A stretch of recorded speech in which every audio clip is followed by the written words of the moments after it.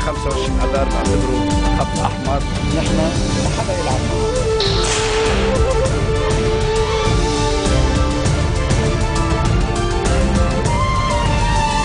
Good afternoon on this Tuesday, December 31st. I'm Yumna Naufal and these are today's headlines.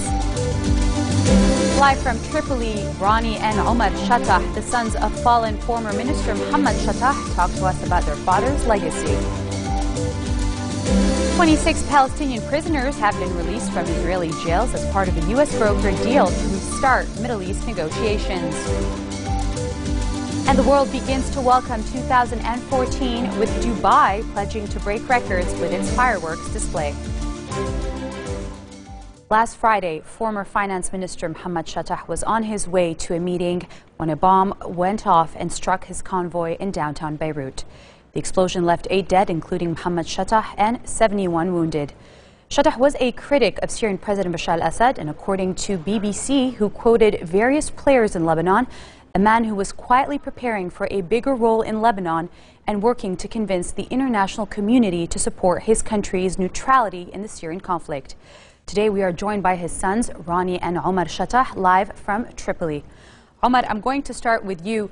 I know you've been very vocal about the incident, and even on your Facebook page you wrote, and I quote, "The killers stole my father, but our unaccountable leaders are stealing our justice. And yes, there's injustice every time the power cuts out. Stop letting them get away with it." Can you comment on that? That's right. Well, the statement was coming from a position as a Lebanese citizen. You know, there's rampant unaccountability. We have a culture of impunity in the country whereby our leaders are just simply not held accountable, whether it's from issues as mundane as power cutting out or sewers, you know, breaking loose or people getting killed. And, you know, as a citizen, you know, I'm concerned with politics, but I'm not so much out there to score political points. That's not what anything is about, really. So the statement was coming really just imploring people to hold their leaders accountable. My father worked very hard to try to get a system in place in the country, a post-Civil War system that would hold our leaders accountable as leaders, hold our governments, our institutions accountable for any crimes or any injustice that people go through as a citizen. This particular injustice affected our family, as Mohammed Shattah was my father and my brother's father.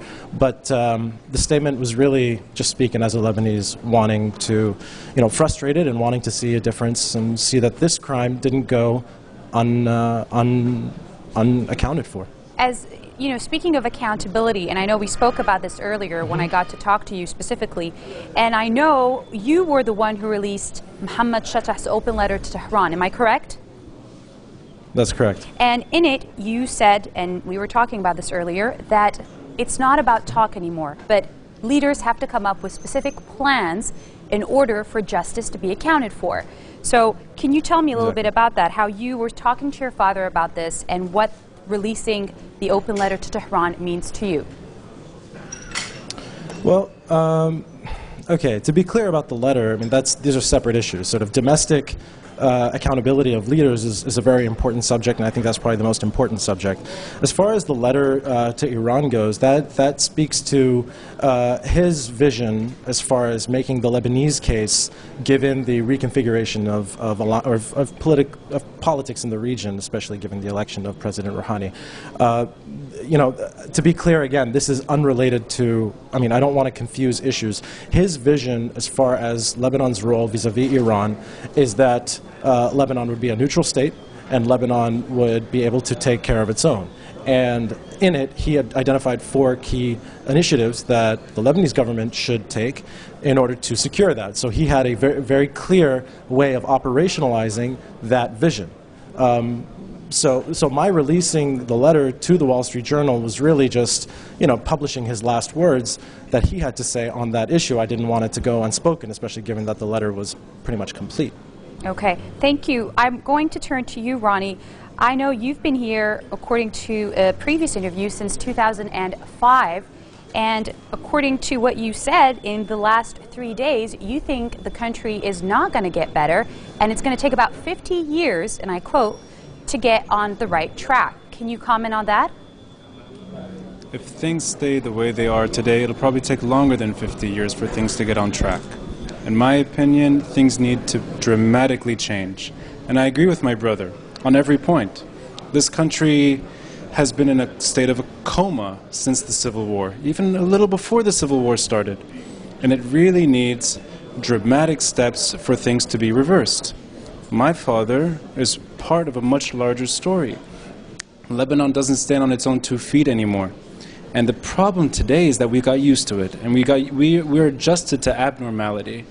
My father stood for basic stuff, very basic stuff. Neutral Lebanon, decent Lebanon, a stable Lebanon, a Lebanon that functions.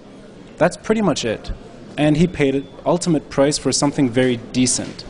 He was a thinker, he was a pontificator, and he paid the price for his thoughts. Did he ever mention... Lebanon today, Sorry, Ronnie. Did he ever mention... Can I just finish? Yes, of course. Can I finish? Of course. Sorry, of I need course. to finish this Oh, point. no, yeah. please do. Please go ahead. If you're paying, if you're going to pay the ultimate price today for your thoughts, Lebanon may take longer than 50 years for it to someday work. What I want is desperate change. I am tempted to leave this country for that reason. I'm lucky. I join many Lebanese with dual nationality were able to get out of here. The truth is I don't want to leave, and I care deeply for the Lebanese that don't have an option. Many Lebanese get visas and they run away. I'm blessed with dual nationality. I can pack up and go anytime I want to, but I've stuck around. For the first time, I'm actually very tempted to bail. I want desperate change. My father stood for that. He stood for a Lebanon that works. I stand for the same thing. My brother eloquently described basic steps to get there. There's domestic problems, there's international problems. Lebanon faces a lot. But unless you actually overcome these problems now, my father's memory will disappear in maybe a day or two. We won't be talking about it anymore. Like we don't talk about any assassination. We forgot. And we are living in such an abnormal state today. We're adjusted to murder. Murder for thought. This is basic stuff. He didn't deserve any of this. And Lebanon doesn't deserve this. In my humble opinion, most Lebanese subscribe to that. I'm pessimistic. For the first time, is this how you feel? Because you know, you mentioned this before. You said you stayed here despite it all. Despite having the opportunity to leave, you decided to stay. But are you pessimistic for the first time because you feel that it's affected you personally? This has nothing to do with being my father. No. If it wasn't my father, I would feel the same way. This man was killed for his thoughts. Period. It's not because he's my father. It's nothing to do with that. I said that earlier and I still say it today. It's not because my entire family flew to Lebanon to celebrate his memory. It's not because my mom has to live alone. No, it's for this country. My father stood for Lebanon. I want more Lebanese to stand for this country, and I want more I think all Lebanese need it now. Otherwise, I stand by my quote, 50 years, maybe more. Okay. Ronnie, I'm going to turn back to you. I know your father had a very specific plan about generally just Lebanon staying neutral of things and staying away from the Syrian conflict, which is greatly affecting the country today. Do you think there was a specific reason why he is gone today? A specific reason he was killed? Yes. Well, I think that my father is part of a much larger story. He is now part of a story where those that killed him, those that killed many other before him, those that will kill more after him unless things change, are basically intimidating Lebanese to shut their mouths and accept a de facto abnormal Lebanon. This started, I think, with the Civil War a little before. It continues on. He fits that pattern. He is dead today because he wanted a Lebanon that works. I'm not going to start pointing fingers, and I'm not going to blame political parties or regimes. I'll let the press do that. I'll let the politicians do that. I'm not going to do that. Okay. He wanted a Lebanon that works, and he paid the ultimate price for that. Okay. Thank you so much, Ronnie, for being with us. Ahmad, I have one last question for you. Going into 2014, when you think about what the country has been through in the last 8 years, going into a new year after countless assassinations and countless bombings, you know, we've had the Iranian embassy, we've had Tripoli, all sides are being hit. What is your message going into 2014 as somebody who has just been affected by what's been happening? Well, let me address certain groups when I say this. I'd say to everyone, get your affairs in order, get your act together. That's probably my main overarching message. I would say to the different political groups, understand really what you're trying to do. What are you really trying to achieve? Ask yourself if that's what you really want to achieve.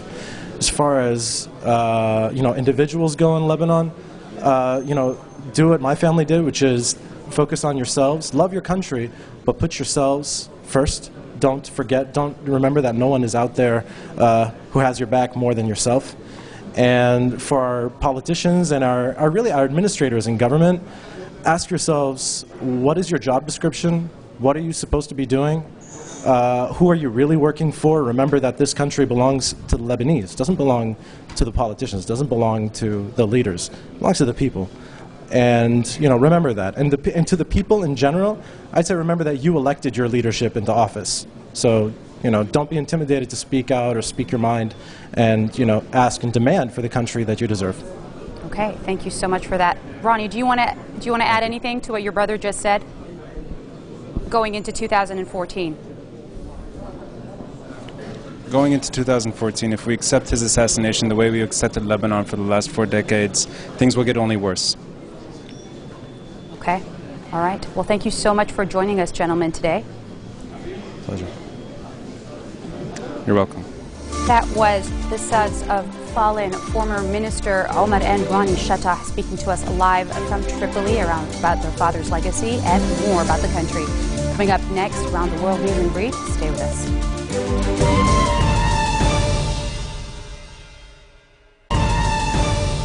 Welcome back. For news around the world in brief, 26 Palestinian prisoners have been released from Israeli jails as part of a U.S. brokered deal to restart Middle East negotiations. The release comes a day before U.S. Secretary of State John Kerry is set to return to the region in a bid to boost the faltering negotiations. It is the third of 4 stages to free 104 inmates that Israeli Prime Minister Benjamin Netanyahu committed to let go when the talks were renewed in July. They have been convicted of killing Israeli civilians or soldiers and have spent between 19 and 28 years in prison. Formula One legend Michael Schumacher is still in coma and fighting for his life with his family at his bedside after a skiing accident in the French Alps. Doctors have warned it is a touch and go for the German, the greatest champion in the history of Formula One, as they wait for the full extent of his injuries to become clear after he fell and slammed his head on a rock while skiing off the piste last Sunday. Doctors say a second operation is on the cards for Schumacher, who is due to turn 45 years old on January 3rd, and stressed it was too early to say if he will pull through. The world begins to welcome 2014. Australia's Sydney's dazzling harbour shone under the glow of more than 7 tons of pyrotechnics at a cost of $6 million. More than 1.6 million partygoers positioned themselves at vantage points around the iconic Harbour Bridge at the centre of the country's biggest fireworks display. Sydney's Midnight Show will be the first in a wave of pyrotechnics to usher in 2014 from Hong Kong to Dubai. Dubai is hoping to break the Guinness World Records for the largest display, pledging to set off more than 400,000 fireworks.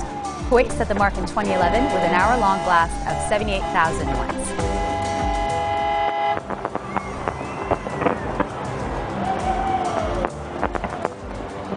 On that note, we mark the end of our bulletin for today. Now for a reminder of our top stories. Live from Tripoli, Ronnie and Omar Shatah, the sons of fallen former Minister Mohammed Shatah, talked to us about their father's legacy. 26 Palestinian prisoners have been released from Israeli jails as part of a U.S. brokered deal to restart Middle East negotiations.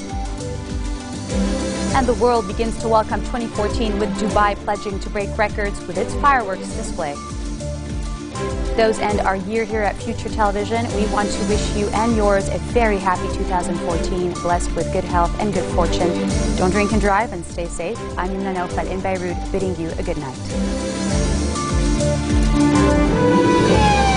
نحن بحاجة إلى حكومة مسؤولة وفاعلة. في عندنا 25 أذار نعتبره خط أحمر. نحن